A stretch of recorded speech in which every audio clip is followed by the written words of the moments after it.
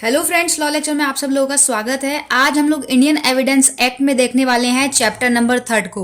Chapter number 3 बात करता है facts which need not be prove, यानी कि इस तरीके के तथ्य, इस तरीके के फैक्ट जिनको प्रूव करने की आवश्यकता नहीं है।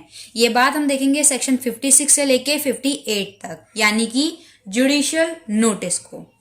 सबसे पहले तो एक चीज हमें पता है कि कोई भी चीज अगर हमने कही है, कोई भी फैक्ट है, तो उसको प्रूव करने की जरूरत पड़ती है।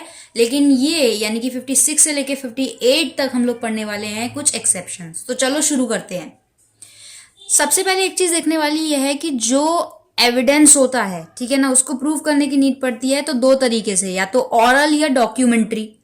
लेकिन 56 इस बात को कह रहा है कि जो फैक्ट है वो judicial noticeable need not be proved, यानी कि इस तरीके का कोई भी अगर तथ्य है, कोई भी अगर फैक्ट है, तो वो क्या है, वो जुडिशियल नोटिसेबल में रहेगा और उसको प्रूव करने की आवश्यकता नहीं है। इसको पढ़ लेते हैं। चलो, क्या लिखा है? लिखा है no fact of which the court will take judicial notice need be prove, यानी कि इस तरीके के जो फैक्ट हैं, जो कि क्या है, न्यायालय जो है वो, यानी कि कोर्ट जो है वो खुद ही नोटिस करेगा, जुडिशियल नोटिस करेगा, उसको प्रूव करने की जरूरत नहीं है। यही बात लिखी है 56 में।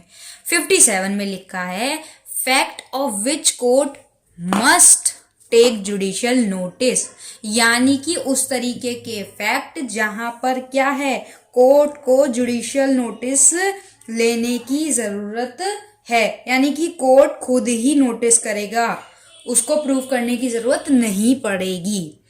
ये टोटल 13 लिखे हुए हैं, इसमें हम 1 बाय 1 करके पढ़ेंगे। पहला लिखा the court shall take judicial notice. Court judicial notice कौन कौन से उसमें लेगा, कौन कौन सी कंडीशन में, वो लिखी है। सबसे पहले पढ़ते हैं उस कंडीशन में जहां पर जो कि फोर्स रहेगा टेरिटरी ऑफ इंडिया। ऑब्वियस सी बात है, जब टेरिटरी ऑफ इंडिया की बात हुई है तो वहां पे इस तरीके के जो लॉ भी रहेंगे, जो कि फोर्स रहेंगे इंडिया की टेरिटरी पे, तो वहां पर वो प्रूव करने की जरूरत नहीं है। ये एज्यूम कर लिया जाएगा कि कोर्ट को इस बात का ज्ञान होना स्वाभाविक है, उसको ये बात पता है, तो कोर्ट इसका जुडिशियल नोटिस कर लेगा, खुद से कर लेगा। दूसरी बात, जो और भी तरीके के पब्लिक एक्ट होते हैं जो कि पास हुए पार्लियामेंट ऑफ यूके के थ्रू, या कोई भी लोकल या पर्सनल एक्ट हो गए हैं, या directed by parliament of UK हैं, तो उसमें भी क्या है, जुडिशियली नोटिस रहेगा, यानी कि ये मान लिया जाएगा कि कोर्ट उस बात को पहले से जानता है, उसको प्रूव करने की आवश्यकता नहीं है। आगे बढ़ते हैं पॉइंट नंबर 3 पर, जहां पर लिखा है कि आर्टिकल ऑफ वॉर्स की जहां पे बात हुई, यानी कि इंडिया आर्मी हो गई, नेवी हो गई, एयरफोर्स हो गई, तो वहां पर भी कोर्ट खुद ही जुडिशियल नोटिस कर लेगा। ठीक है, आगे आते हैं 4th पॉइंट पे।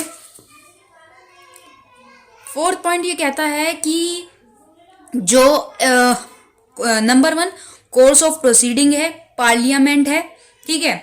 दूसरा कॉन्स्टिट्यूशनल असेंबली है इंडिया की। तीसरा पार्लियामेंट है या लेजिस्लेचर है, स्टेट लेजिस्लेचर हो सकती है, विधानसभा या विधान परिषद, उनसे रिलेटेड जितने भी लॉ होंगे, तो ऑब्वियस सी बात है वहां पर क्या करेगी, कोर्ट खुद से जुडिशियल नोटिस ले सकती है, प्रूव करने की आवश्यकता नहीं है। अच्छा, एक चीज इसमें और बात की कि जहां पर ये बात कर दी है पार्लियामेंट ऑफ यूके, तो यूके इसलिए क्योंकि हम सभी जानते हैं कि इंडियन एविडेंस एक्ट कब का बना हुआ है, 1872 का, यानी कि आजादी से पहले का। इसीलिए यूके के जितने भी लॉ हैं वो भी वहां पर जो है ये माना ही जाएगा कि कोर्ट को ये सब पता है, तो कोर्ट उसमें जुडिशियल नोटिस कर लेगी। 5th पॉइंट, जो भी साइन होंगे, ठीक है ना, मैनुअली, ठीक है, टाइम पीरियड रहेंगे यूनाइटेड किंगडम के या ग्रेट ब्रिटेन वगैरह के, तो उसमें भी कोर्ट खुद से जुडिशियल नोटिस करेगा। 6th पॉइंट, हर तरीके की सील्स जो कि क्या है, इंग्लिश कोर्ट में है, तो वहां पर भी लाइक जुडिशियल नोटिस की जितनी भी सील्स होंगी, चाहे वो इंडिया की बात हो या ऑल कोर्ट ऑफ इंडिया जो स्टैब्लिश हो गए हो बाहर, या सेंट्रल गवर्नमेंट के अंडर में हो या अथॉरिटी में हो वो, या जहां पे क्राउन रिप्रेजेंटेटिव होता है इस तरीके के, तो वहां की जो सील वगैरह होंगी, ठीक है, एडमिरलिटी या इस तरीके से जो भी जुरिडिक्शन वगैरह रहेगा, तो ये माना जाएगा कि कोर्ट को इस बात का पता है, ठीक है ना। ऑल सील्स, हर तरीके की सील्स। दूसरी बात इसमें यह है कि constitution of act parliament in of the UK, और साथ में रेगुलेशन जो भी रहेगा force of law in India, उसका भी कोर्ट खुद से जुडिशियल नोटिस करेगी। उसके बाद आते हैं 7 पॉइंट पे, किसी भी ऑफिस नेम या टाइटल या सिग्नेचर किसी भी पर्सन की अगर फाइलिंग होता है टाइमिंग के, तो पब्लिक ऑफिस किसी भी स्टेट का हो, ठीक है ना, और जो भी इस तरीके का फैक्ट होगा, जो अपॉइंटमेंट वगैरह हो गया या इस तरीके जो ऑफिसर वगैरह देखते हैं उसको नोटिफाई, या ऑफिशियल जो गैजेट होते हैं उसका भी जुडिशियल नोटिस खुद ही कोर्ट करेगी। ये मानना कि ऑब्वियस है कि कोर्ट को ये चीज पता होगी। 8 पॉइंट है एग्जिस्टेंस नेशनल फ्लैग की बात हो गई, जहां पे एवरी स्टेट की, ठीक है, sovereign recognise by the government of India, जहां पे गवर्नमेंट इंडिया ने रिकॉग्नाइज किया है, तो वहां पर भी ये माना जाएगा कि कोर्ट खुद ही जुडिशियल नोटिस करेगी, उसको प्रूव करने की जरूरत नहीं है। आगे आते हैं, आगे है पॉइंट नंबर 8। पॉइंट नंबर 8 हमें यह कह रहा है कि जहां पर डिवीजन ऑफ टाइम की बात होगी, ज्योग्राफिकल डिवीजन की बात होगी, ठीक है ना, या पब्लिक फेस्टिवल हो गए या हॉलीडे हो गए जो कि ऑफिशियल गैजेट में क्या कर दिए गए हैं, नोटिफाई कर दिए गए हैं, तो उसमें भी कोर्ट खुद से जो है जुडिशियली नोटिस लेगी। 10 नंबर पे है टेरिटरी, ठीक है, जो टेरिटरी कौन सी, dominant of the government of India, उस तरीके की टेरिटरी जहां पर क्या है, गवर्नमेंट ऑफ इंडिया ने डोमिनेंट है, तो वहां की भी कोर्ट ऑब्वियसली बात है कि खुद से जुडिशियल नोटिस करेगी। 11 पॉइंट है कमिटमेंट या कॉन्टिन्यूस और टर्मिनेशन, ठीक है, between government of India and any other state, ठीक है, बॉडी ऑफ पर्सन, तो वहां पे भी ये माना जाएगा कि कोर्ट को बात पता है, कोर्ट खुद से ही जुडिशियल नोटिस करेगी, उसको प्रूव करने की जरूरत नहीं है।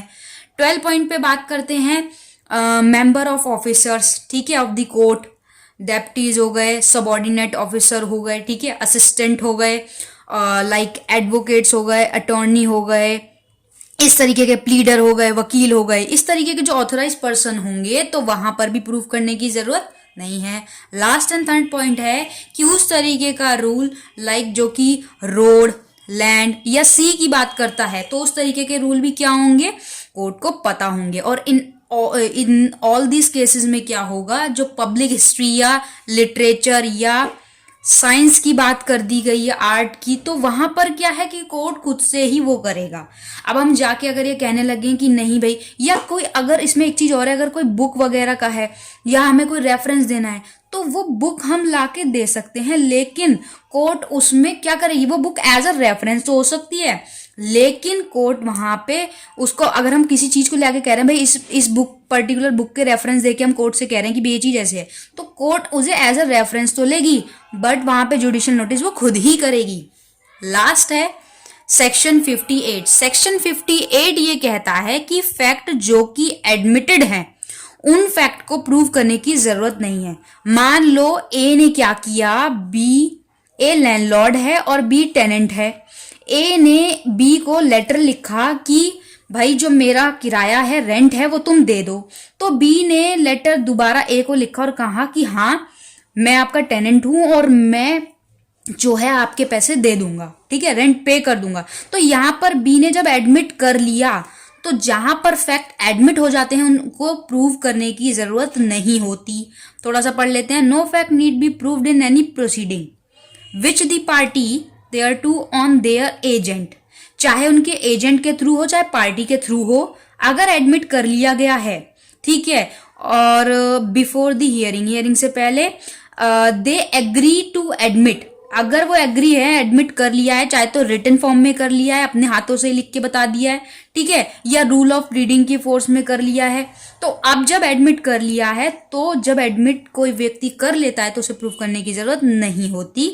प्रोवाइडेड दैट द कोर्ट में in its discretion require the fact admitted to be proved otherwise than by such admission। Obvious सी बात है, जब हमने, अब कोई भी चीज है, अब जब आपने कोई भी चीज अगर एडमिट कर ली, तो उसको वहां पर क्या है, प्रूव करने की जरूरत नहीं पड़ती। लेकिन जहां पर आपने एडमिशन हो गया ना फिर आपका, लेकिन क्या है, अगर कोर्ट ने एडमिट कर लिया उस फैक्ट को जो कि आपने एडमिट किया है, ठीक है, तो वहां पर प्रूफ करने की जो है ज़रूरत नहीं होती। ठीक है ना, ऑब्वियसली बात है, आपने एडमिट कर लिया, एडमिशन हो गया किसी चीज़ का, तो वो प्रूफ क्यों करेंगे। तो होप सो आपको चैप्टर नंबर 3 क्लियर हो गया होगा। ठीक है, सो वीडियो अच्छे लगे तो लाइक करना, बेल आइकन प्रेस कर देना, चैनल पे नए हो तो। Thank you.